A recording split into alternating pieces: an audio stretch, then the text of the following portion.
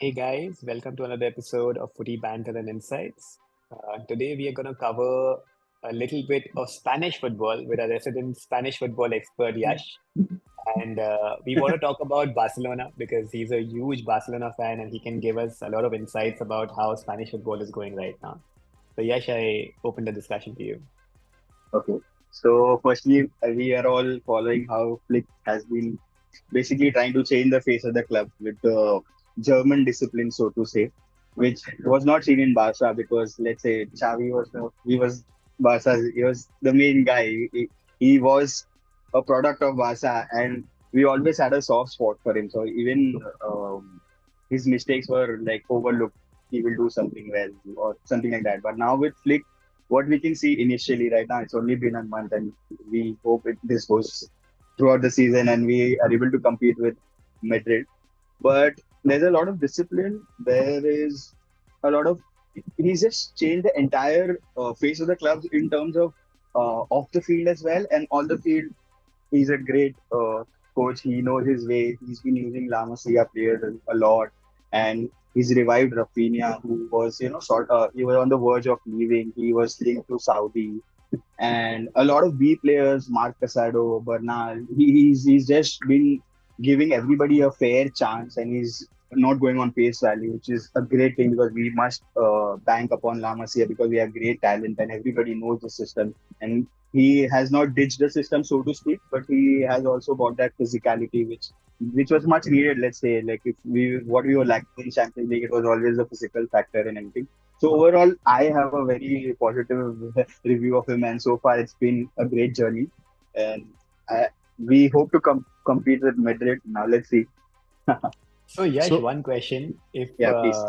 Can you take me through your emotions as a fan from last year, wherein Javi, first of all, I think he was out, then he came Yeah, back in, then yeah, he wanted to stay, and then he was removed, and then correct. Flick came in. So It was a I think very that, tumultuous period. Like even for Xavi, like how we treated, let's say it was not fair. But that's how the world we live in right now, 2024. It's cutthroat. Even a club legend, he is not given that leeway, and it's the same for everybody. But it felt a little bad because he obviously he gave us a title as well and another cup as well. So it was not like he didn't perform well, but yeah, we can say it was a bitter ending. But it had to happen sometime, and it didn't pan out the way it should have ideally. But it happens, and now we have to move on. That's what football has become, as we were discussing.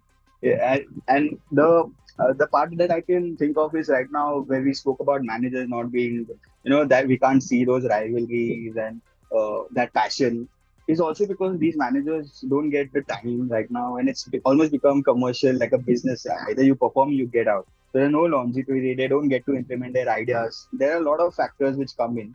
And now even a club legend like Xavi, he can play well, but he can still be criticized. And so all this adds up and it creates a negative atmosphere. Plus the financial situation, which is a case study in itself.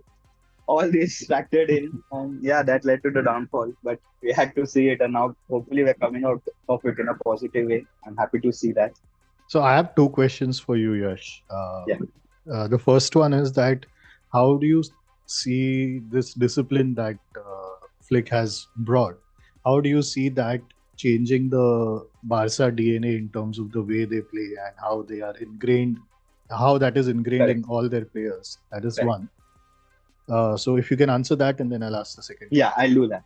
So what happens is, in terms of style of play or the structure that we were playing in, even the last season or under Xavi, has not changed much. But when it comes to discipline, it's not just on the field. Like you say, he has those team meetings. He's very well connected with his assistants. He has those dinners, the meetups, and he's just trying to create a very good bond. And there's no negativity as such. Like during Xavi, let's say, even after like a small loss or even there was a slip up or any kind of a thing, there was a lot of negativity and even the fans were very reactionary. And now I'm not saying that this will help or even change everything or we might end up winning the double or the treble.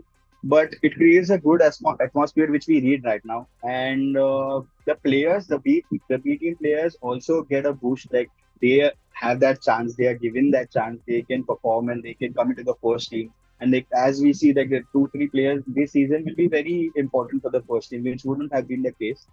So overall, I don't know in on the long run, like if it will be fruitful and it will eventually turn into trophies or not. But I mean, this was much needed, is what we feel from outside, because if you have to compete with Madrid and Atletico, so to speak, even they have strengthened a lot and they also have a good team. And Simeone as a coach, he has a stable structure. He's been operating since 8-10 years. And we needed a change, because we've already tried all the Spanish coaches. We were following the, let's say, we were trying to stick to our roots, but we did never had that solidarity post the Messi era, because he always papered over the cracks. Like in all the games, we know there is something going to happen. He will pull a rabbit out of the hat, so to speak. But right now, as a team, like if you see the current season, there is no one individual which stands out. Like everybody is performing. Even Kunde has performed. Even Lewandowski has regained his form. Yamal is the next big thing. We are hoping he stays injury free, and Rafinha has gained his form. So all in all, and Pedri, so to speak. So everybody has contributed in a way, and the atmosphere eventually helps the team. It's like I feel it is a very good positive, and it is helping the team. Let's hope it continues. So the second question that I had was, as a Barcelona fan, what Yeah. is your thought on the financial lever pulling of Juan Laporta, Oh, where he sort of it, sold the future of the club or part of the future of the club to improve the present and correct, perhaps improve his legacy? correct. So there are two ways to look at it. One was, could it have been avoided from a financial POV?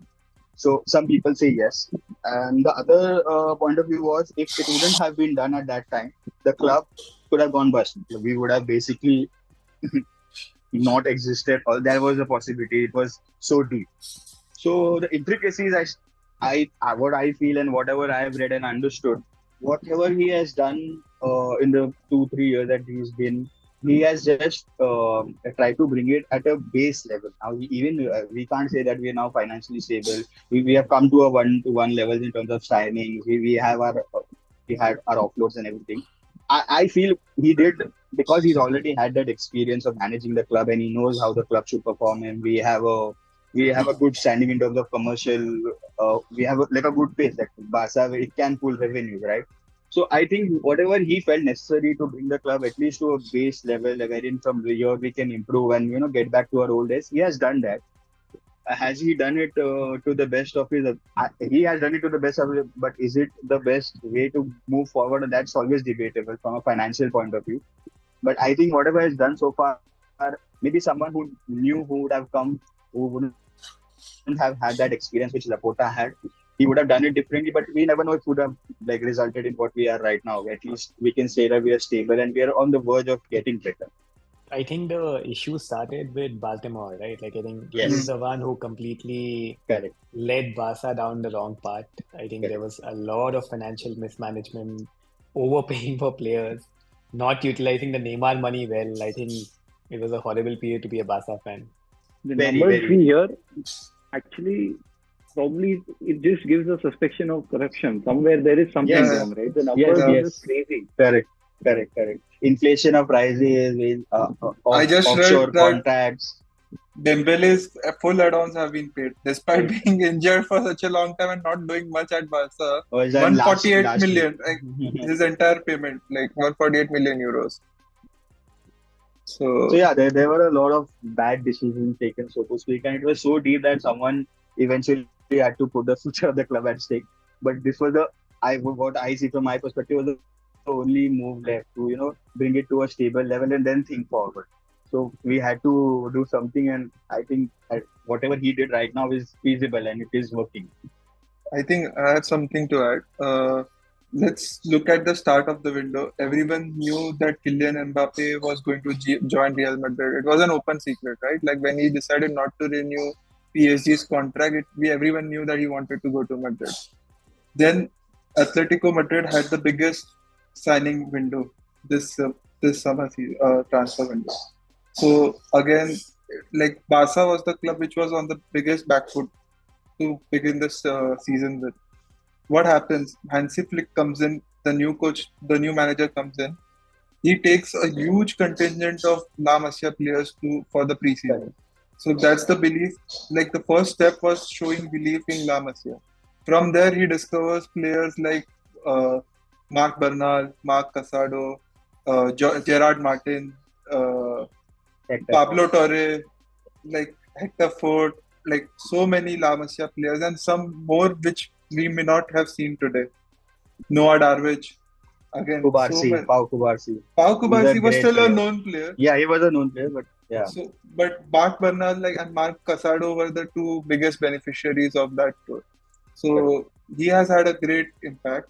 Then what happened? Barcelona's first 3 wins were 2-1. They were not like a huge win, and in that span, Madrid drew 2 games. And as of today, Barca are 5-5, and Madrid are 2 draws and 3 wins in 5 games. But what do you guys think? Will Mbappe, Vinicius, Rodrigo, plus Bellingham, now he's injured, it's a good thing for Madrid. But I wanted him in the team so that they don't have that chemistry. But now, without Bellingham, they will play well. But what do you think? Will it work when Bellingham comes back? Because, I mean, I don't want it to work. Plus, I don't think it will work tactically. And I hope it doesn't work. But what do you guys think?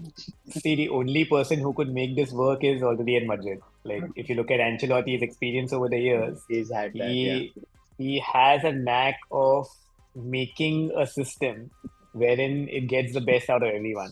Yeah. So I think if he leaves, then I think it's a question mark. But till the time he's there, I think he can get them to work for sure.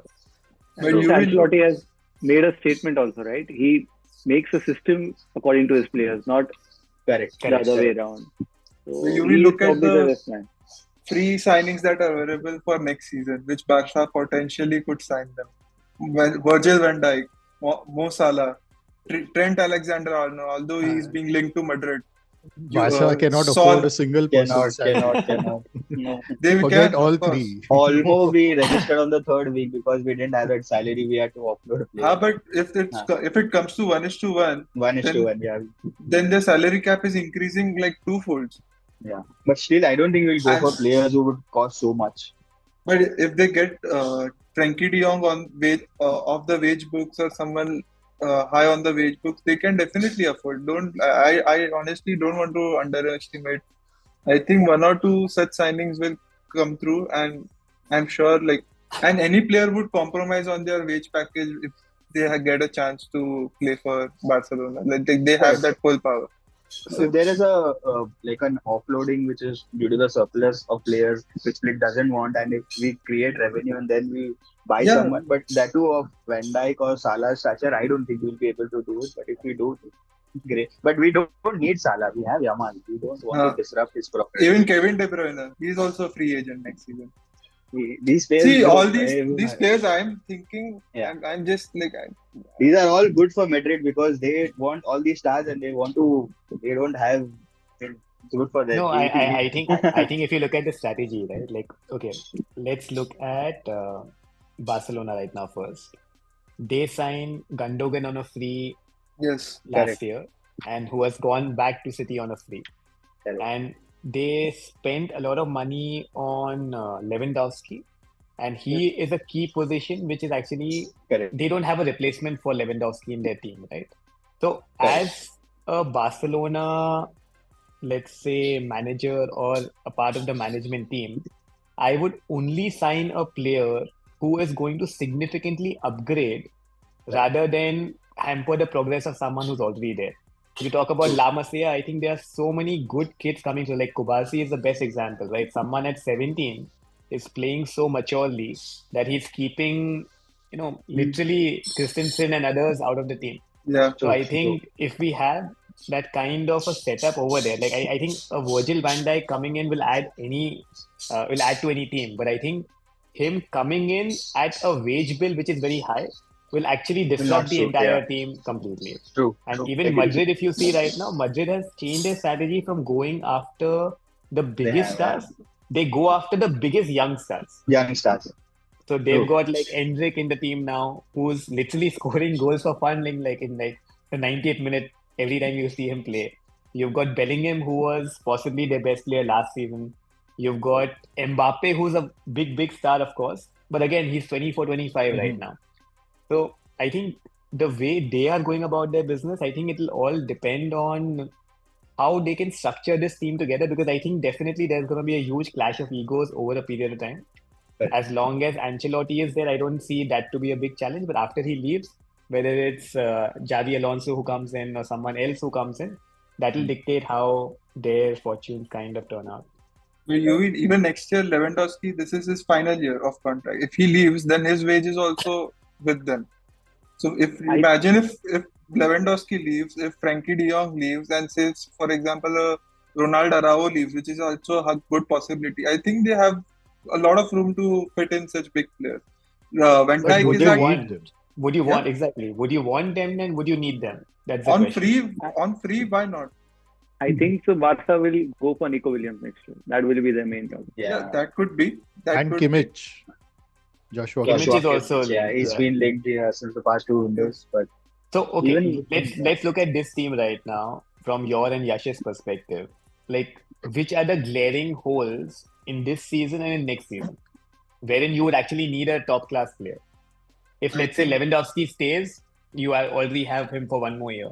In case he leaves, which person can replace him? so we've already loaned out Tigrinho. I forgot his name. Victor, okay. Twitter, okay. But I think There's no chance of him coming back after the way they split. whatever happened with him. Yeah. But I think defensive midfield is something I would Yes. try to strengthen, because other areas, if I see we have potential or we have players who can do the job, and we are there because had it not been for the ACL surgery, Bernal was playing very good. Like for the Yes. first 2 games, it seemed like he does it like he was in the Barca first team for the past 3-4 years. But now, even after his injury, Casado has been doing a good job, not at the level Bernal was able to do the same thing. But that position is for something, and why Kimmich suits, because he can do that as well. Plus, he has the experience of playing a right back where we also are not that strong, because Kunde plays right now, and if we get a proper right back or Kimmich who can play both positions, then we can have a centre back pairing of Araujo and Kunde with a backup of Kubarsi and Inigo Martinez, which is as a back four a good backline to have. And left back we are sorted with Balde as of now. And Yes, we La need Masia. someone like a Cancelo who can play on both the positions, right back and He left back. can, but He would have is added a inconsistent. lot of quality in this Barca team, and he was required in this team. You can say that, but probably over the course of a season, when it comes to 38 games, he's someone like who have like 20-30% of the like a good or the best games. But then overall, he is always out of position, or maybe he takes a lot of risks. And we are already, if we are defensively not that strong, we want someone who can basically hold the backline together. He was. And that is what I feel, and what I saw from him. He has a good attacking game, no doubt about that. But defensively, you couldn't rely upon it, and that's the entire reason that we let him go. But if tomorrow Balde gets injured, we don't have an able replacement. Or say Kunde gets injured, we don't have an able replacement. So Barca is lacking the most in the fullback position, I think. True. I agree, but I don't think they'll try to strengthen that position before the midfield. Is what I'm saying. In midfield, there is Pedri, there is Gavi. They have signed all. But they are have not Fermin players who would Lopez. hold. Yeah, but they're all players either like a proper CM or CAM or these creative players. There's no one who holds. There's the number 5, Makelele, UV. Yeah, that was actually Bernal. That was supposed to be Bernal, but now he is injured. Unfortunately. I think with Kimmich, right? Like, I think the biggest factor with him is that him and Flick had a great relationship even in Barca. Correct. Yes. He was his mainstay, and I think he made him captain as well for the first time. Correct. So I think he can definitely be someone that you guys can easily get, considering his present role in the team. One question, just from an overall perspective, for all of us who don't follow Spanish football that closely at this moment in time, any players apart from Barca and Madrid who are standing out, and any teams like, for example, Girona last year was a big surprise. Any teams which are going to surprise us this season? I would still say Girona is playing. Yes. They started this season also not at the same level that they were last season, but they're still playing well. And Atletico Madrid, like every year, but this year they'll be the dark horse. They can challenge for the title as well. They have also strengthened a lot.